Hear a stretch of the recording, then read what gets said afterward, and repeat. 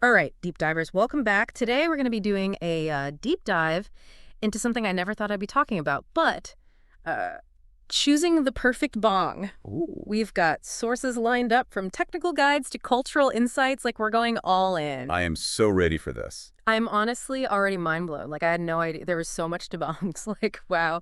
But okay, before we get ahead of ourselves, Yeah.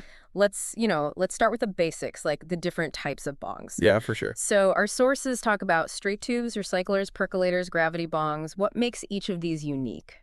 So at its core, it's all about filtration and cooling the smoke and, Right. ultimately creating a different smoking experience. Okay. You can think of a straight tube bong as like the OG bomb. Yeah. Simple, classic, reliable. I can dig it. The smoke travels straight down from the bowl through the water and up to you. Straightforward. I like it. Mm-hmm. So where do recyclers fit in all this? I mean, they look super complicated with all those tubes and chambers and stuff. Recyclers are all about continuous filtration. They have multiple chambers, and they're connected in a way that keeps the water and smoke constantly circulating. Whoa. So not only does this filter the smoke more effectively, but it also creates a smoother, cooler hit because the water doesn't heat up as quickly. Makes sense. So are percolators kind of like a turbocharged version of filtration then? Exactly. They're like mini filtration systems within the bong, and they use all these different designs, like tree honeycomb shower head, to break down the smoke into superfine bubbles. I've seen those. They look kind of cool. It's all about surface area. You see, Okay. the more the smoke interacts with the water, the more impurities are removed and the cooler the hit becomes. Okay, so more chambers, more percolators. That must mean it's a total pain to clean, right? That is a valid concern. It's a trade-off for sure. Okay. You had to weigh filtration against ease of maintenance. Mm-hmm. And speaking of unique bongs, we can't forget about gravity bongs. They're in a league of their own. I was just thinking about those. Gravity bongs always seem so DIY and like shrouded in mystery. They're surprisingly simple, though. Like, it's all about water displacement. Hmm. You use that to create a vacuum that pulls the smoke into the chamber. Okay. And this creates a super powerful concentrated hit. Oh, wow. Not for the faint of heart, let me tell you.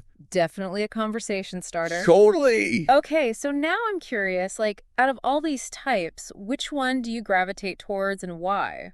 Ooh, that's tough.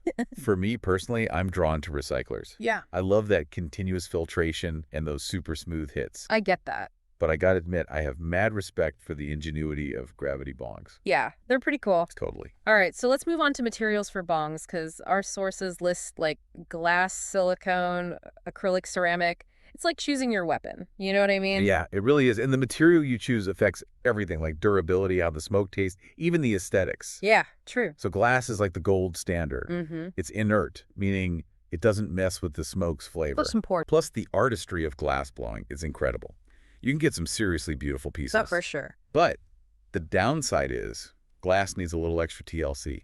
Yeah, makes sense. You got to be careful with it. Totally. A delicate glass bong is not the best choice for a clumsy smoker like myself. I hear that. For those who are a little rough around the edges, silicone is the way to go. Oh yeah, silicone. Super durable and portable. Yeah, you can drop it, bend it, even fold some of them up to stash away easily. Right. It's perfect for traveling or if you're, prone to enthusiastic celebrations. That's one way to put it. But come on, silicone bongs can look a little childish. True. Some of them do look like they belong at a toy store. Right. But hey, that's where acrylic comes in. Oh, yeah. Acrylic bongs come in all these vibrant colors and designs, and they're budget-friendly. True. So they're great for casual smokers or anyone who likes to make a visual statement. I can see that. But our sources did say that acrylic isn't as durable or heat resistant. That's true. You got to be mindful of that. Yeah. Okay, so now ceramic bongs. Those are like the works of art in the bong world, right? Oh, absolutely. They often have these handcrafted designs and glazes that are one of a kind. I've seen some beautiful ones. Ceramic also retains heat really well, Yeah. which keeps your smoke nice and cool. Oh, that's nice. But just like glass, you got to handle them with care. so many choices. All right. It's wild how every material has its ups and downs.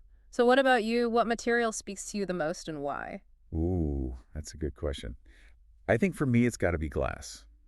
Yeah. There's just something about the purity of the smoke and the artistry of the bongs themselves. Yeah, I totally get that. But I can definitely see the appeal of silicone for its durability and acrylic for its affordability. Yeah, for sure. There's something for everyone out there. Absolutely. So for our listener out there, what material are you feeling the most and why? Think about your lifestyle and what you're looking for in a bong. Let us know in the comments. We'd love to hear from you. All right, so we've talked about types and materials, but what about size? Ooh, size matters. Right. Our sources talk about small versus large bongs, and I gotta ask, is bigger always better? That's a great question. And like so many things in life, the answer is it depends. Okay. I Yeah. know it couldn't be that simple. Right. It's a balance of portability, filtration, and just personal preference. So it's not just about how much smoke you can pack in there. Uh-huh. Not exactly. Yeah. A smaller bong is more discreet and easy to take with you. Yeah, that makes sense. Perfect for on-the-go smokers or if you're limited on space. I could see that. But the trade-off is that smaller bongs typically have less water capacity, so the filtration might not be as good, and the hits can be hotter. Ah, so it's a trade-off. Okay. Right. So I guess a larger bong would offer a smoother experience, but it wouldn't be as easy to lug around. Exactly. With a larger bong, you have more room for water, and often they have those intricate designs with multiple chambers and percolators. Yeah, we were talking about those. So you get cooler, smoother hits. Okay, that makes sense. But of course, they could be heavy and fragile and take up more space. True, true. So it's all about finding that sweet spot, between size and functionality. Exactly. Speaking of functionality, our sources dive into some key features that can really up your bong game. Oh, yeah. We're talking percolators, ice catchers, and overall durability. These features, they're all about taking your smoking experience to the next level. For sure. And it's fascinating how they work. Let's start with percolators. Okay. Those intricate little chambers that give you that extra layer of filtration. I'm still not totally clear on how they work, to be honest. Okay, so think of smoke as a stream of particles. Okay. And as those particles travel through the bong, they bump into things like water and percolators. Mm-hmm. Each percolator with its own unique design breaks the smoke down into even finer bubbles, Okay. increasing the surface area. So the finer the bubbles, the smoother the hidden filter. It's all about surface area. Okay. By increasing the surface area, we allow for more interaction between the smoke and the water, which means more impurities get filtered out. So it's like giving the smoke a deep clean before it hits your lungs. Exactly. So you see, it's not just about aesthetics. Right. Those intricate percolator designs, they serve a real purpose. Okay, that's pretty cool. What about ice catchers? I know they're supposed to cool the smoke, but how do they actually work within the bong? Ice catchers usually sit just below the mouthpiece, Okay. creating a narrow section where you can pack in ice. Right? And as the smoke passes through this chilled zone, it cools down significantly, Nice. making your inhale super smooth and enjoyable. So it's like adding a refreshing layer to the whole experience. Exactly. Okay, now durability. You mentioned earlier that silicone is the most durable material, but what about design features? Do they affect how long a bong lasts? Absolutely. A well-designed bong, Right. whether it's glass, silicone, or whatever, Right. will have a stable base to prevent tipping smooth, sturdy joints that connect all the pieces, and a mouthpiece that's comfy and reinforced to prevent cracks. It's like building a house. You need Right. a strong foundation and good materials if you want it to last. What about those extra features that the sources talk about, like ash catchers and ergonomic designs? Those are all about improving functionality and user experience. Okay. Ash catchers are a game changer for cleaning. Let me tell you. Really? They trap all the ash and gunk before it reaches the main water chamber, That sounds amazing. which makes cleaning so much easier. I bet, especially with all those percolators and chambers we were talking about. Right. So much easier. What about ergonomic designs? What makes a bong ergonomically sound? It's all about how comfortably the bong fits in your hand and how naturally it lines up with your mouth. Makes sense. Things like the angle of the mouthpiece, finger grips, and even the overall weight distribution all play a role. Okay. A good bong should feel intuitive and comfortable to use, not awkward or strained. It's amazing how much thought goes into designing a bong that not only works well, but also makes the whole experience more enjoyable. It really is. So our sources also talk about how the design of the bong influences the smoking experience beyond just filtration and cooling. Yeah. They mention things like draw resistance and water filtration. Can you explain those a bit more? Sure. So draw resistance refers to how easily you can pull air through the bong. Okay. A bong with low draw resistance will feel super smooth and effortless to inhale, Gotcha. while a bong with high draw resistance will take more effort. Oh, go. It really comes down to personal preference. Yeah. Some people like a tight draw. Others prefer it easy and breezy. It's like the difference between sipping through a straw and taking a big gulp. Exactly. Now, water filtration is where the real magic happens. Oh, yeah. Tell me more about that. As the smoke bubbles through the water, it's not just getting cooled down. Oh, okay. It's also getting cleansed. Interesting. The water traps, impurities, tars, resins, all that stuff. Okay. So you end up with a much smoother, less harsh hit. Makes sense. It's like a natural purification process that people have been using for ages. So it's not just about the bong itself. It's about the interaction of water, air, and smoke. Right. It's a whole science. It really is. And it's cool that it's constantly evolving. Oh, yeah, for sure. Bong designers are always coming up with new and innovative ways to improve filtration, cooling, and the overall experience. That's awesome. So with all this in mind, if you had to choose a bong for yourself, considering everything we've talked about, what would you pick? That's a tough one. I think I'd go for a medium-sized recycler made of high-quality glass with a couple of well-placed percolators and an ice catcher for those extra smooth hits. Sounds nice. Oh, and definitely an ash catcher for easy cleaning. Yeah, for sure. But of course, that's just my personal preference. Of course. And that brings us to a really important point. There is no one-size-fits-all when it comes to choosing the perfect bong. Exactly. It's all about figuring out what works best for you, your individual needs and preferences. Totally. So for our listener out there, what are some key questions they should ask themselves as they're trying to choose a bong? I think the first thing to consider is your smoking habits. Oh, yeah. How often do you smoke? Yeah. Where do you typically smoke? Those answers will give you a good starting point for figuring out what size and portability you need. A daily smoker might want something durable and easy to clean, while an occasional smoker might be good with something smaller and more portable. Exactly. And then think about your tolerance level. Yeah. Do you like those super smooth, cool hits, or are you okay with a little bit of a throat tickle? Some people like it rough. Right. That'll help you decide whether you want perfolators and ice catchers or not. It's like choosing how spicy you want your food. Oh, Some like it mild, some like it hot. Exactly. And don't forget about your budget. Ah, yes, the budget. Bongs come in a huge range of prices, from affordable acrylic options to those high-end glass masterpieces. So Definitely set a budget before you start shopping to avoid any impulse buys. good advice. Yeah. Now for the fun part, aesthetics. What kind of vibe are you going for? Yeah. Do you want something sleek and modern or something colorful and playful or maybe even a piece of art that'll be a conversation starter? It's all about personal style. Choosing a bong that you find visually appealing will definitely enhance your enjoyment. Right. It becomes more than just a smoking device, it becomes a reflection of you. It's like picking out an outfit. You want something that makes you feel good and expresses who you are. Exactly. Yeah. And don't be afraid to do your research. Yes. Read reviews, compare different models, and visit some reputable smoke shops where you can get expert advice. Awesome tips. So we've covered a lot of ground here, from the science behind filtration to the art of design and the importance of personal preference. It's been a journey. As we wrap up this part of our deep dive, what final piece of advice or thought-provoking question would you leave our listener with? As you embark on your bong-choosing adventure, remember that it's not just about the device itself. Okay. It's about the experience you're creating. Think about the setting, the company, the atmosphere you want to cultivate. Yeah. A bong can be a tool for relaxation, creativity, social connection. Choose one that complements the kind of experience you're seeking. That's beautiful. I love that. It's like setting the stage for a memorable evening. Right. You wouldn't use the same decorations for a cozy night in as you would for a lively party. Exactly. So consider how you want to feel when you use your bong relaxed, energized, creative. Let that be your guide. That's such a mindful approach to something that's often seen as purely recreational. And remember, responsible enjoyment is key. Absolutely. Always prioritize your well-being and know your limits. It's about enhancing your life, not taking away from it.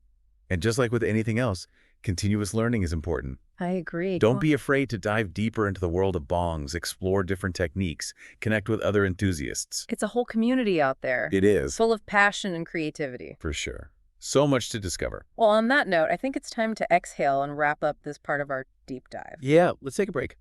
I don't know about you, but I feel like I've gained a whole new perspective on the world of bongs. Me too. It's been fascinating. We'll be back soon with more on choosing the perfect bong. But for now, take a deep breath, relax, and enjoy the journey. And stay tuned for part 2. We'll be right back. Right, deep divers, welcome back to our deep dive into choosing the perfect bong. We've already covered types and materials, but now I'm thinking about size. So size. Yeah, like our sources mention small versus large bongs, and I gotta ask, is bigger always better? Hmm. Well, it's not quite that simple. Figures. It's really about finding that balance between portability, filtration, and your own personal preference. You know what I mean? Okay, so it's not just about cramming as much smoke in there as possible. Uh-huh. No, not Yeah. exactly. Yeah. Although I'm sure some people try. A smaller bong, though, is definitely more discreet and easier to travel with. Yeah, true. Makes sense. If you're an on-the-go smoker or if you don't have a ton of space, a smaller bong is a good option. I can see that. But I guess the downside is that smaller bongs have less water capacity. Right. Exactly. Which means you might not get as much filtration and the hits could be a bit hotter. Ah, so it's all about trade-offs. Okay. So then a larger bong would give you a smoother experience, but it wouldn't be as convenient to carry around. Exactly. Larger bongs give you more room for water, and they often have those more intricate designs with multiple chambers and percolators. Yeah, we were just talking about those. So the hits are going to be cooler and smoother, but they can also be heavy and fragile and, take up more space. Yeah, that's true. So it's all about finding that sweet spot, between size and functionality. Exactly. Speaking of functionality, our sources talk about some key features that can really elevate your bong game. Ooh, yeah, tell me more about those. We're talking percolators, ice catchers, and overall durability. Ah, yes. These features are all about enhancing the smoking experience, and they work in some pretty fascinating ways. For sure. Let's start with percolators, those intricate little chambers that add an extra layer of filtration. I'm still a little fuzzy on how they actually work. So picture this smoke as like a stream of particles. As those particles travel through the bong, they encounter obstacles like the water in the percolators. Each percolator, with its unique design, breaks down the smoke into even finer bubbles, Gotcha. which increases the surface area. Okay, so the finer the bubbles, the smoother the hit. There you go, you got it. Nice. By increasing the surface area, we allow for more interaction between the smoke and the water, and that means more impurities get filtered out. So it's like giving the smoke a spa treatment before it reaches your lungs. Uh-huh, exactly. Wow. It gets a thorough cleansing. I love that. So it's not just about how cool the percolator looks. No, not at all. Those designs have a real purpose. Absolutely. Form and function working together. What about ice catchers? I know they're meant to cool the smoke, but how do they fit into the whole bong structure? Ice catchers are usually located just below the mouthpiece. Okay. They create a narrow section where you can pack in ice. Right. And as the smoke travels through this chilled zone, it cools down significantly. That makes sense. And it makes for a much smoother, more enjoyable inhale. So it's like adding a refreshing twist to the whole experience. Exactly. Okay, let's talk about durability. We touched on silicone being the most durable material earlier, but what about design features? Do they impact how long a bong lasts? Oh, for sure. A well-designed bong, regardless of what it's made of, will have a few key things. Like what?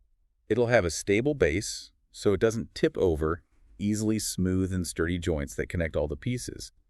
And a mouthpiece that's comfortable to use and reinforce so it doesn't crack. Makes sense. It's like building a house. You need a strong foundation and good materials if you want it to last. Exactly. Now, what about those extra features the sources mentioned, like ash catchers and ergonomic designs? Ah, those are all about taking functionality and user experience to the next level. Nice. Ash catchers are a lifesaver when it comes to cleaning. Really? They trap all that ash and debris before it can reach the main water chamber, Oh, wow. which makes cleaning so much easier. I bet, especially with all those percolators and chambers we were talking about earlier. Right, so much easier. Okay, what about ergonomic designs? What makes a bong ergonomically sound? It's all about how the bong feels in your hand and how it lines up with your mouth. Okay. Things like the angle of the mouthpiece, finger grips, and even the overall weight distribution all play a role. So it should feel comfortable to hold and use. Exactly. It should feel natural, Well, not awkward or strained. it's amazing how much thought goes into designing a bong that's not only functional, but also enhances the whole experience. Yeah, it's pretty cool. Our sources also mention how the design of the bong influences the smoking experience beyond just filtration and cooling. Right. They talk about draw resistance and water filtration. Can you elaborate on those a bit more? Sure. So draw resistance refers to how easily you can pull air through the bong. Okay. A bong with low draw resistance is going to feel very smooth and effortless to inhale, Gotcha. while a bong with high draw resistance will take more effort. Okay. It really comes down to personal preference. Yeah. Some smokers prefer a tight draw, others like it easy and breezy. It's like the difference between sipping through a straw and taking a big gulp. Exactly. Yeah. Now, water filtration, that's where the real magic happens. Ooh, tell me more about the magic. As the smoke bubbles through the water, it's not just being cooled down, it's Okay. also being cleansed. The Interesting. water traps impurities, tars, resins, all that stuff. Okay. So you end up with a much smoother, less harsh hit. I see. It's a natural purification process that people have been using for centuries. Wow. So it's not just about the bong itself, it's about the interaction of water, air, and smoke. Exactly. It's a whole symphony of It's elements. like a science experiment in a way. It is. And the cool thing is that it's always evolving. Oh, yeah. Bong designers are constantly coming up with new and innovative ways to improve filtration, cooling, and just the overall experience. That's awesome. So with all this in mind, if you had to choose a bong for yourself, considering everything we've talked about, what would you go for? Hmm, that's a tough one. I think I'd lean towards a medium-sized recycler, made of high-quality glass with a couple of strategically placed percolators and an ice catcher for those extra smooth hits. Nice. Oh, and definitely an ash catcher for easy cleaning. Always a good idea. But of course, that's just my personal preference. Of course. And that brings us to a really important point. There is no one-size-fits-all when it comes to choosing the perfect bong. Absolutely. It's all about understanding your individual needs and preferences and finding what works best for you. Couldn't have said it better myself. So for our listener out there, what are some key questions they should ask themselves when they're trying to choose a bong? Well, first off, think about your smoking habits. Okay. How often do you smoke? Right. Where do you typically smoke? Right. Answering those questions will help you figure out what size and portability you need. A daily smoker might want something durable and easy to clean, while an occasional smoker might be fine with something smaller and more portable. Exactly. And then consider your tolerance level. Yeah. Do you like those super smooth, cool hits, or are you okay with a little throat tickle? Some people like it rough. That's true. Ugh. Knowing that will help you decide if you want percolators and ice catchers or not. It's like choosing your level of spice. Some like it mild, some like it hot. Perfect analogy. Ah. And let's not forget about the budget. Ah, yes, the budget. Bongs come in a huge range of prices, from very affordable acrylic options to those high-end glass pieces that are like works of art. So true. So it's important to set a budget before you start shopping to avoid overspending. Great advice. Now, for the fun part, aesthetics. Yes. What kind of vibe are you going for? Do you want something sleek and modern, something colorful and playful, or maybe even a bong that doubles as a conversation piece? Choosing a bong that you find visually appealing will definitely enhance your enjoyment. It's like choosing an outfit. You want something that makes you feel good and expresses who you are. Exactly. And don't be afraid to do your research. Yeah. Read reviews, compare different models, and visit reputable smoke shops where you can get expert advice. Awesome tips.